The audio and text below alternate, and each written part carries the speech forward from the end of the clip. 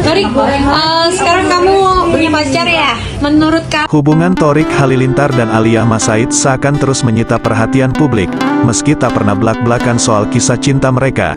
Baru-baru ini adik Atta Halilintar tersebut sempat menyebut hal-hal yang membuatnya jatuh cinta pada sang kekasih.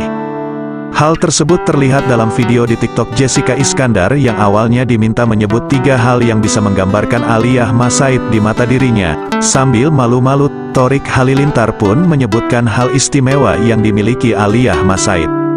Menurutnya, kekasihnya itu lembut, cantik dan baik, sesuatu yang tentu saja membuatnya jatuh cinta pada putri Reza Artamevia itu. Pacar kamu dalam 3 kata apa aja? Lembut, cantik, baik.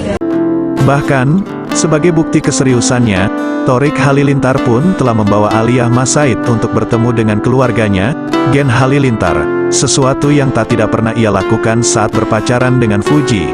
Aliyah Mas Said juga kerap terlihat menghadiri berbagai acara keluarga dan mendukung Torik Halilintar dalam berbagai kesempatan, mulai dari hobi sepak bolanya hingga fokusnya untuk terjun di dunia politik, sebagai salah satu caleg dari Partai PDIP.